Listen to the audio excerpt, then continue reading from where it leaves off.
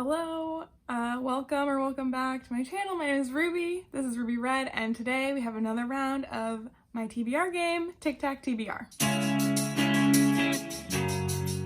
TBR games are one of my favorite things on BookTube to watch. People are so creative every month. I'm just like, I find even more like different games that people are making and playing, and it's so much fun. So this is my contribution to the genre, and how it works basically is that instead of using a game to help me pick prompts and pick books to read for the whole month, I just pick the prompts and I put them into a tic-tac-toe board, and then throughout the month, hopefully books that I read will fulfill certain prompts and then allow me to get 3 in a row, and even maybe 1 or 2 3 in a rows, okay? And then for every 3 in a row I get, I'm able to get a reward. And that's how the game goes. So it's not as strict as a lot of TBR games in that I'm not going to select all the books that I'm going to read this month right now, but I just give myself kind of a framework, and then at the beginning of next month, I'll let you know how I did. So let me tell you how I did in August. So just to recap on all of the prompts from last month, we have a book with a bad cover, an audiobook, a book that takes place on another continent, a book with a blue cover, a book from my physical TBR, a book that was published in the 1970s, a book from a series, a book that is a retelling, and a book for a YouTube book club. So, what did I read? Well, let me tell you. First, for a YouTube book club, I read The Lost Causes, which was for Bailey's Shelf This book club. And this is a YA mystery thriller about a group of teens who are given a serum to heal their mental illness and unlock psychic powers, and then they use those psychic powers to help the FBI, who dosed them with the serum in the first place, solve this horrible murder in their small town. And they're lost causes, like as in their family doesn't care about them enough to notice that they're no longer mentally ill and instead have a psychic power. Maybe you can tell by how I'm talking about this book how much I didn't like it. But I read it. I sure read it. For blue cover, I read Things in Jars by Jess Kidd. This is sort of a Sherlockian mystery where our Sherlock is our female detective, Bridie Devine, I think, and then the Watson is a ghost boxer, and they together solve the mystery of a missing child who's maybe a child or maybe a mythical creature. And I loved this book. I thought it was really fun. The characters were just so weird, but in a fun way, and the whole setting was like very quirky in spite of taking place in kind of a dark period of like when scientists and doctors finally started cutting open corpses like willy-nilly, and also there was that obsession with anatomical abnormalities that can be really gross depending on who's writing it, but I thought that Jess Kidd did a really good job of tastefully handling the whole situation. For an audiobook, I listened to White Tears, Brown Scars by Ruby Hamad, and this is a really, really good book, kind of a breakdown of white feminism and how and why it's harmful, not just towards Black women, but also like all women of color, and she kind of gets into the specifics of that, and I don't know, it's just a really excellent read, and I think it's really important for us to still be thinking about that, and I highly recommend that to anyone, especially if maybe you sort of struggle to explain white feminism, or if you know people who get kind of defensive when that term comes up. Yeah, great read. Highly recommend. Then for a book from a series, I read The Duchess Deal by Tessa Dare. I don't remember the name of the series, but it is a series, and this is a historical romance about a woman who is like kind of on her own in the world. She's a seamstress, and a duke who is I don't know, horrifically scarred in a war, couldn't tell you which war, and basically strikes a deal with her after they have a chance encounter because he doesn't think anyone, you know, should have to marry him because he's so ugly, and she's like, I could really do something with a really rich husband. It's all very selfless on her end as well. You know, she wants to help one of her friends. So anyway, they get married, marriage of convenience, and then obviously they fall in love. But it was a really, really fun book. The two characters are just like hilarious. Their banter, so witty. Yeah, it was really cute. I think I will eventually read the other books in this series. But yeah, this was my first like dipping my toe into historical romance, and I had a great time. So I will be back. After that, for a book for my physical TBR, I read No Exit by Taylor Adams. This is a thriller about a girl who is caught in a horrible snowstorm at this rest stop in the middle of the Rockies, and in the parking lot she sees, like through the window of someone's van, a child in a cage. So she's at this rest stop with just a couple of other people, and one of them has presumably kidnapped and imprisoned a child in their car, and she's like gotta figure that whole thing out and try to save the kid and herself. And this was a really good thriller. It was honestly a lot more like gross than I expected. There was just like a lot more violence in this than I thought I was getting into.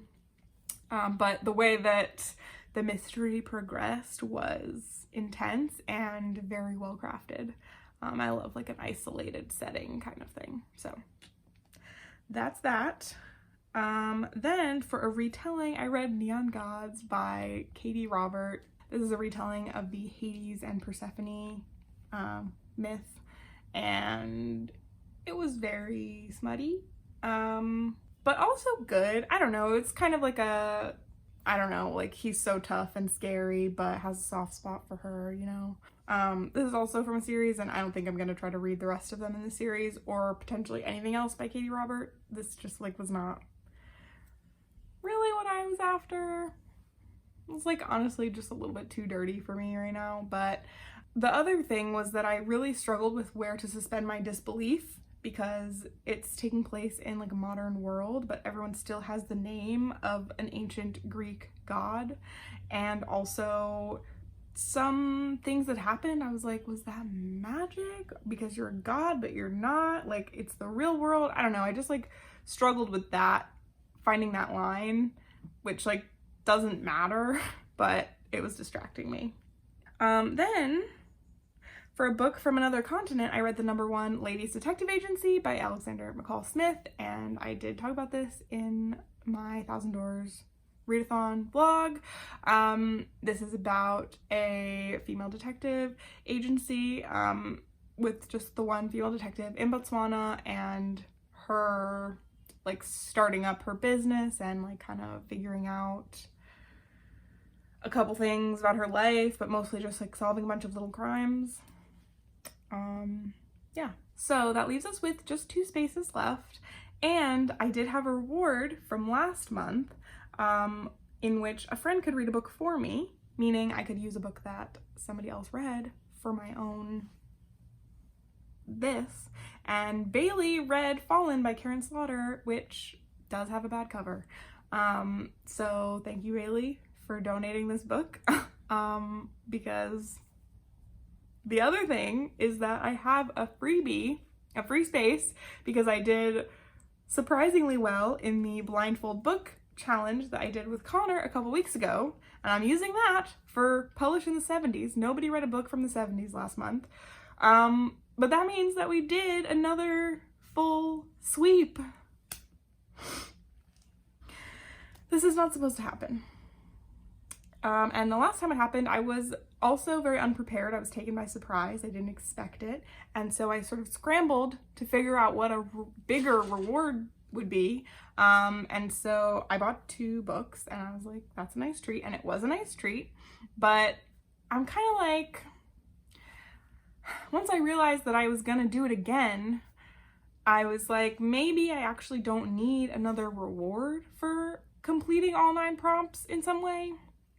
maybe what I actually need is a challenge. Like, clearly I'm on a roll, so instead of giving me like more treats, I should be challenged. So here's what we're gonna do. New rule. This is a new rule. Backtrack a little bit. I have a list of books. It's my 30 by 30 list. 30 books I want to read before I turn 30. I created this list right after I turned 25, and now I'm about to turn 26, and I've actually only read 2 of the books instead of the 6 that I had hoped to read within a year to sort of like be on track. The list is mostly classics, modern classics, and then like some nonfiction books. They're just all books that are intimidating in some way, or like I just keep putting them off, but they're books that I do want to read. It's not like a books you should read before you're 30 list. It's like books that I want to read and I'm not reading them, so I just wanted to like emphasize them a little bit more in my brain. So first of all, I edited that list a little bit because looking at it again, I was like, some of these I actually don't want to read. So I took those off and I put some other things on, and now I'm pretty happy with it, but it might change again. I don't know. But I put this list into my spreadsheet. So now the challenge is that in the square where the last prompt I fulfilled was from the month where I swept the board, so in this case, in the spot where the 70s prompt is, I will, instead of picking a new prompt for September, I'm going to randomly pick one of the 28 books that are left on my 30 by 30 and put that title in there. Instead of a prompt, it's just a book. And I will leave that prompt in that spot until I read it. Okay? So, you know, even if I don't get to it this month, it's just gonna stay there until it gets read. And then I actually can't get another full sweep unless I read it, unless I use a freebie. We'll cross that bridge if we ever come to it, which hopefully we won't. So that's how we're handling that, and I'm pretty excited. So before we get into September's prompts and setting that up, I just want to talk about things that I am hoping to do in September, aside from whatever the prompts may inspire in me. I want to participate in Magical Readathon, which, if you haven't heard about it, it is a whole thing. I will link G's announcement video down below, which explains the whole thing, and it has a lot of beautiful graphics, etc., etc. It's fantastic. But basically, G from Book Roast created a readathon that is like a whole magical world with a whole history and like continents and various like fantasy races and creatures, and like it's so cool that she did so much to make this. And so the Magical Readathon is happening. The first round is happening for the entire month of September, and there are 7 prompts, and you don't have to do all of them to be participating. I think you only need to do 2 of them for it to be like count. I don't know. But I'm hoping to do as many as I can, and they're all pretty vague, so I think that I'll be able to like smush some books into my TBR game and those prompts. But I'm kind of going to prioritize those prompts over tic-tac-TBR. I did put all of those prompts for the Magical Readathon into my prompts list for tic-tac-TBR. I also did some editing in the prompt list. I got rid of some stuff. I changed some stuff. So hopefully some of those prompts will make an appearance in my September board. The only book that I know that I'm reading this month is Hamnet by Maggie O'Farrell, and I'm reading this for the Shelf This book club. I picked the book for this month, and I think we're going to be having the live show hopefully on September 19th. So if you want to join us and read the book, please come. That will be fantastic. I'll be linking some things down below. I hope I see you there. There's something happening for Down Memory Jane, I'm sure. I'm kind of behind. I don't know how behind at this point. But I'm not done with Mansfield Park yet, so I'm gonna finish that and we're not gonna think about whatever else is happening. All right, that's everything I had to say. Now let's go pick some prompts. Okay, now let's do our prompts.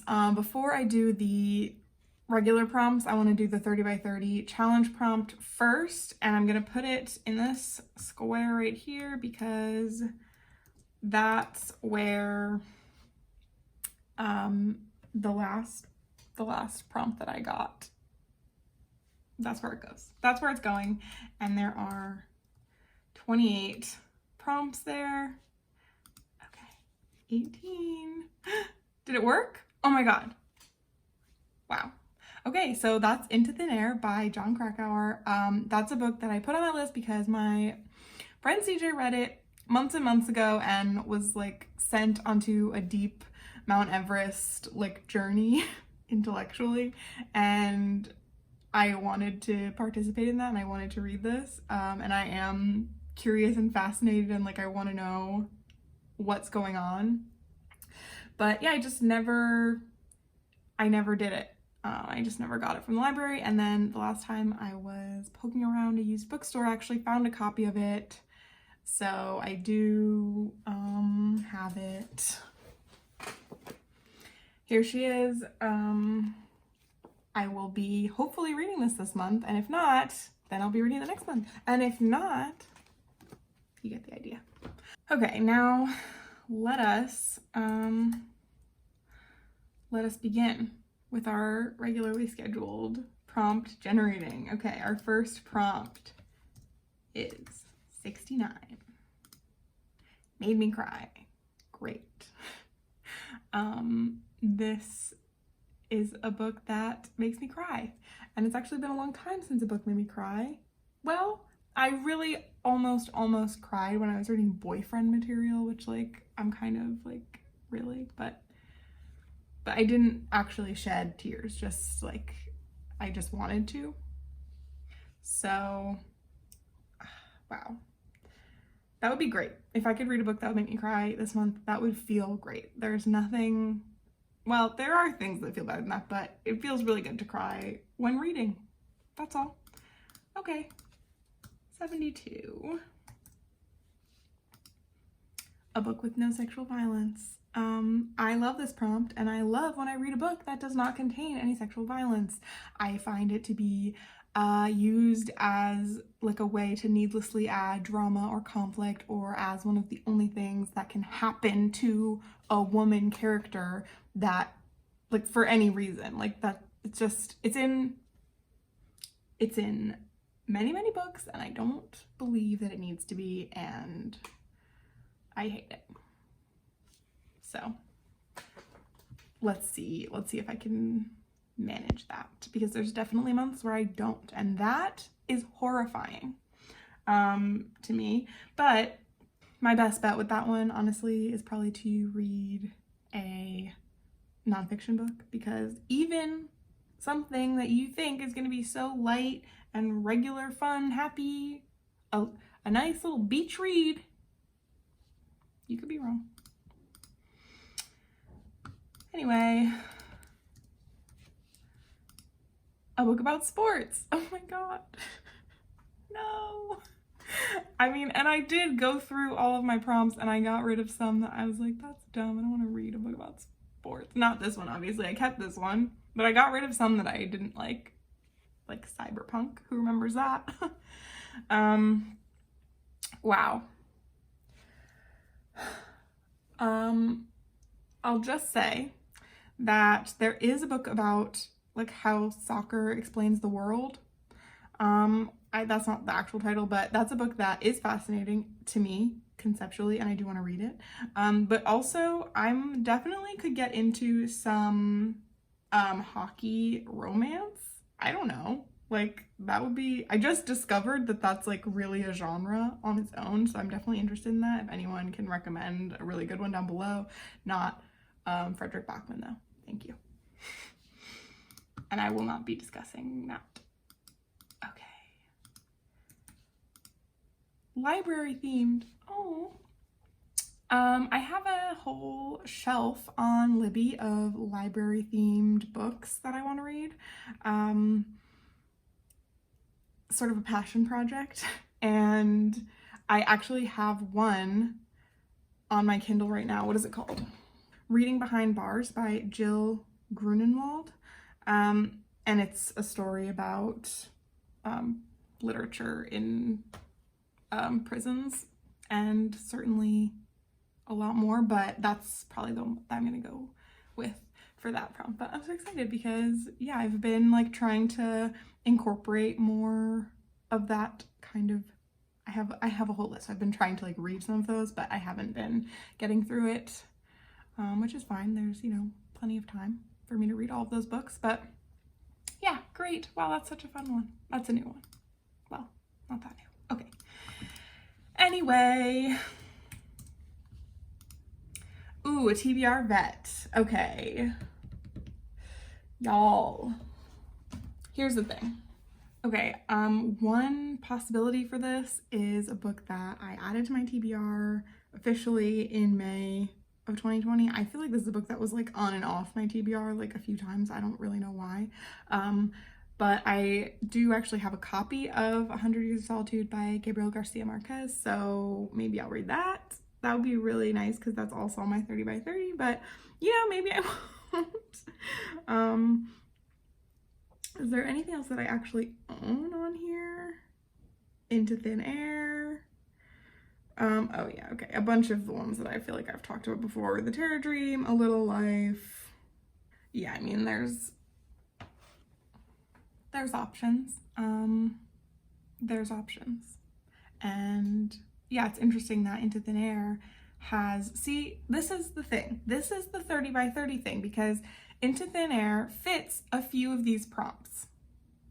Well, it might make me cry. It probably doesn't have sexual violence. It is a TBR vet. It could be considered a book about sports. I think that argument could be made. But like, would I choose it for any of these? Like, probably not. But now it's on there. I guess this is why people make TBR, so that they read the books instead of what I do, which is like just wing it, but in a more fun way. I'm not saying I'm gonna read Into Thin Air this month, but I just I'm happy to see it on this little chart here. Anyway, let's keep moving. We're almost done. That's the one that I just had, right? Yeah, 81. Okay. That, like, what are the odds? Okay.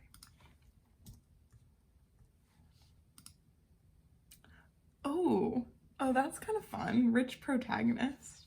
The first thing that I thought of was Crazy Rich Asians, which Amy from ASR Reads just talked about last month, I think.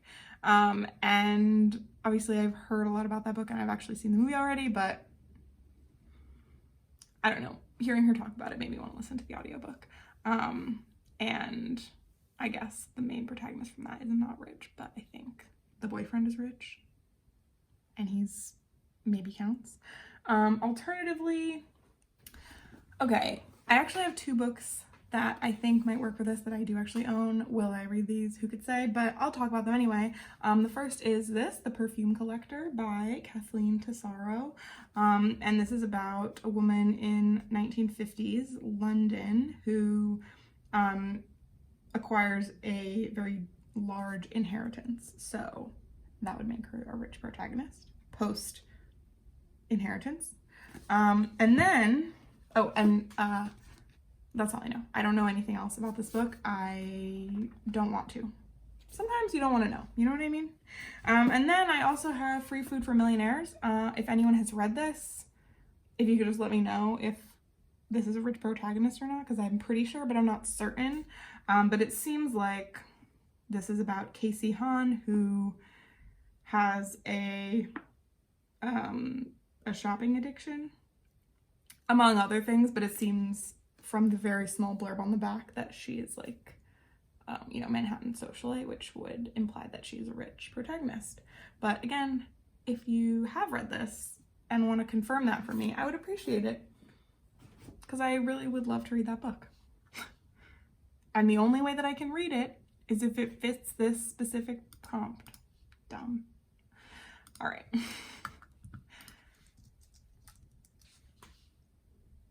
From a free little library. Oh, okay. This is great. This is great.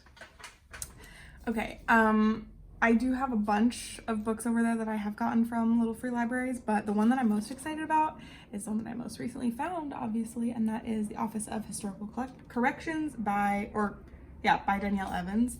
And this is a collection of short stories and one novella, which is a medium story, about US history and race in America, I believe. So I've heard really great things about this, and I have barely read any short stories like in years and years, so I'm really intrigued. I don't know, it feels like a good place to get back into it, so that would be really fun. But I do have a bunch of other free little free library, I never know what order to say that in, but I do have a bunch of other books for that, and I do have a video planned that would tackle some of them.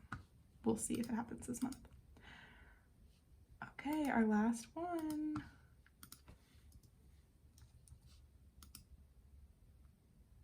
On my shelf. Wow. Amazing. So this is a book that is just like on my shelf, a book that I own. I feel like I've talked a lot about like what's on my shelf as of late, which is actually probably normal for somebody with a booktube channel, but for me it feels abnormal. Anyway, a book that I know that I'm going to be reading this month that would fit at the very least that prompt is Hamnet by Maggie O'Farrell. I got this beautiful blue copy. Oh my god. It has an owl on it. Wow. Remember Thousand Doors Readathon? Anyway, yeah, this also might make me cry, but it is on my shelf. It has been on my shelf for a little while. I ordered it a while back because you can never get it from the library. So yeah, I'm gonna be reading this month, and if nothing else, this is the on my shelf prompt. So yay. And I guess, that's that on that. Okay, well, no magical readathon prompts there, but like I said, they are pretty open-ended, so I think I'll still be able to mix and match quite a few of them. And I am hoping to do a magical readathon vlog at some point this month. But I don't know, I have some like traveling happening, and it's also my birthday, so like, will that make me want to do more videos or less videos? I don't know, but